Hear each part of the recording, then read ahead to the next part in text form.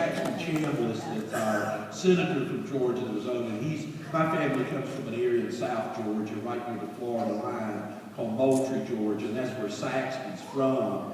And so that's the reason his accent sounded so much like mine when he was talking on there.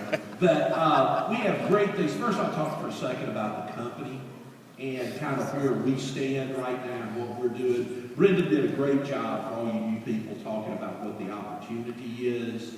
We are, now a very successful 2-year-old public company, 35 years old as a company. So this isn't like some theory of what may last for a little while. This is a strong and real business opportunity. And one of the things I'm very proud of personally is that during the financial crisis, where we were a division of Citigroup, probably the centerpiece of what went wrong in America, our company was always profitable, always very strong, and we were able to complete a very successful IPO and get our business out. We're now, Citi owns 0 of our stock anymore. We are 100% a public company. We have nothing to do with the big Wall Street banks anymore. We're our own business. And I'm telling you, at the time that was accomplished, it was during the greatest financial crisis since the Great Depression. One of the things, because, you watch this day and time, and I'll talk a little bit about that as I get into it, we watch too much TV, see too much of what's going on, what's wrong in the world, what's happening on Wall Street, all those kind of things. I can tell you that from personal experience, the financial crisis, we were that close to the cliff, okay? I mean, we were, as a country, that close to, people fighting at ATMs trying to get their money out of the bank or whatever. It was that close. And during the height of that, we were able to successfully get our business out of Citigroup and become what I believe is going to become a movement in America. And I want to talk to you about that this morning. Look, middle-income families have been totally abandoned, and they're going to be more abandoned by the big financial institutions. Merrill Lynch just put in a rule this year where for one of their sales representatives, unless you have over $250,000 in your account, they don't get paid. What that means is they don't want your business. They want you to call an 800 number. The future in financial services, other than for Primerica, for a middle-income person trying to save money, is this. To speak English, press 1. To speak Spanish, press 2. You have a question concerning your IRA, press 1. Concerning your annuity, press 2. Their future is being turned over to an automated call tree to finally talk to some kid that just got out of college and couldn't get a job nowhere else, and to get no real advice or no real help on their financial future. Primerica is the only company with a game plan to build distribution, which is why you're here this morning.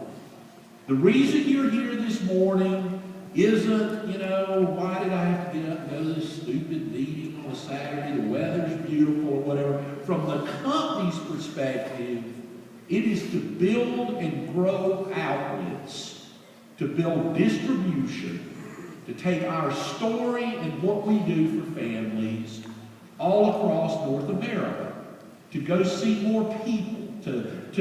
We're already a big company. As we did our IPO, we're not some little fly-by-night company. I mean, right now, we're basically 5% of the individual retirement account market in the United States. Okay, we're big. We're not some small little hope we make it, maybe it'll work company. I mentioned on the video that we paid $1 billion of death claims last year in our life insurance companies. One of the things I talked about in the event in Washington, D.C. is that, on 9/11, now, 11 years ago almost, we paid death claims in every plane, in every building. We paid over $10 million of death claims from that the maitre at Windows on the World had traded, one of the maitre d's had traded shifts. It was normally the evening shift. Came in early that day, and he was able to, he traded, came in early, plane goes into the building, he's dead.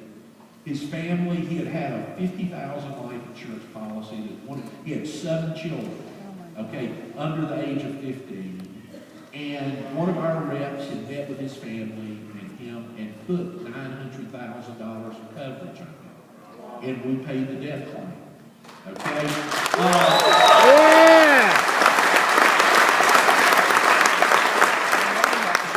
So if you're new in the room today, what you're here to hear about today, and you'll hear from a lot of speakers from our sales force, you're here to hear about a real business opportunity.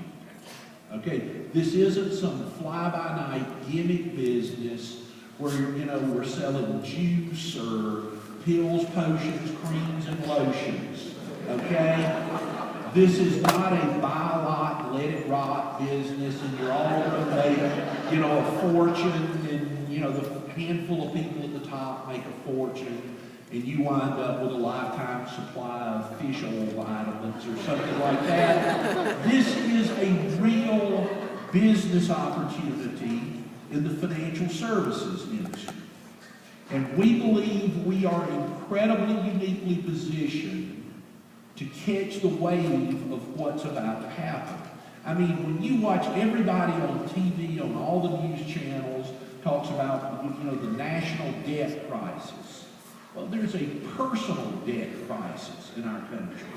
Okay, people thought they were here and they wound up here. Their home net worth, what, you know, they owe on it. They have too much credit card debt, they're not protected, and they have no plan for saving for their future. That's what our company is about correcting. And so if you're looking first and foremost at this as a business, I can tell you it works. Are we perfect? No. Will we ever be perfect? No. I mean, the reality is life's hard. You know, it's tough to win. It's tough to succeed. If it was as easy as buying a lottery ticket, everybody would be rich.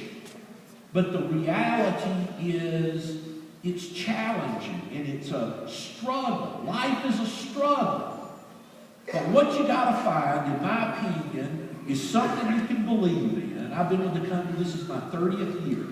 It's the only job, I had a short job in Atlanta right after I got out of school at the University of Georgia. And then I answered an ad when I started to work on my MBA, came to work here for $19,200 a year, and it's been my life for 30 years. The only real job I had besides that was I was a bartender at world famous Allen's in Athens, Georgia, where my claim to fame was at the bar downstairs from us called Foxy's.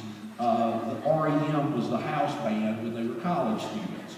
So, you know, Athens, where I went to school, I mean, the house band below us was REM, and then at the bar next to us, it was the B-52. So Athens is a pretty big music town or whatever and stuff. And I was a bartender. Okay, so other than that, I've done that in Primera. Okay, this has been my life. It's something I'm proud to do.